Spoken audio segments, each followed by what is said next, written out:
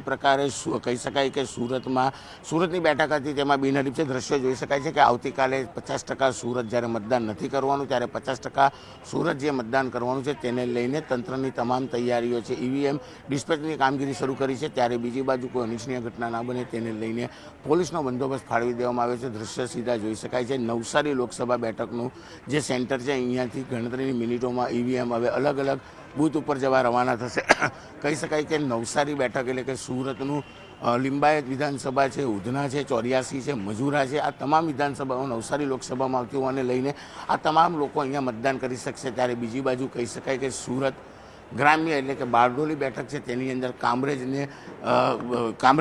બેઠક વિધાનસભા આવી રહી છે, જેને લઈને લોકસભા બારડોલી બેઠકમાં પણ સુરતમાંથી મતદાન થઈ શકશે. એટલે ભલે 50% મતદાન નહીં થાય પણ 50% કરતાં વધુ લોકો સુરતથી મતદાન કરશે. સુરતની બેઠક ઉપર ચોક્કસ બિનહરીફ બેઠક આવી છે.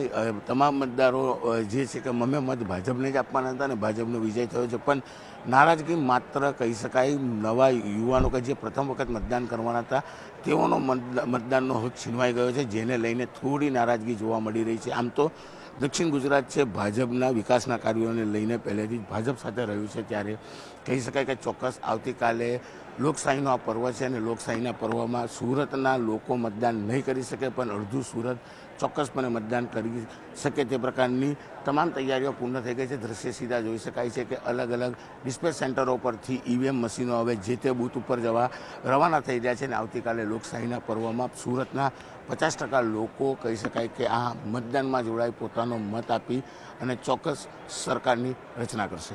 અધિકારી આપણી સાથે જ આપણે સીધી વાત કરીશું. નવસારી લોકસભાની બેઠકને મતદાન છે એને લઈને કયા પ્રકારની તૈયારી લોકો માટે ખાસ? યસ, બિલકુલ. આપણે અહીંયા જે રૂટ વાઇઝ આપણા ડિસ્પેચિંગ ચાલે છે એને અત્યારે રૂટ વાઇઝ બધી માહિતી તૈયાર થઈ ગઈ છે, બધું મટીરિયલ અપાઈ ગયું છે, એમને ચેક બી કરી લીધું છે અને ધીમે ધીમે ટુકડી વાઇઝ હવે જેમ આપ જોઈ રહ્યા છો એમ બધા પોલિંગ સ્ટાફ બધું ધીમે ધીમે નિર્ધારિત કરેલી બસોમાં રવાના થાય છે. ધીમે ધીમે લોકો માટે શું વ્યવસ્થા ખાસ કરી? લોકો માટે ખાસ એમના મતદાન મથકમાં એમના માટે એક હેલ્થ કિટ આપણે આ વખતે પ્રોવાઈડ કરી છે. ગરમી અને ધ્યાનમાં રાખીને હેલ્થ ડિપાર્ટમેન્ટ તરફથી એક ORSની કીટ, પ્રાથમિક આરોગ્યની કેન્દ્ર છે, ટેબ્લેટો છે, સમથિંગ જરૂરી પ્રાથમિક ફર્સ્ટ એડ કિટ ટાઈપનું એક છે.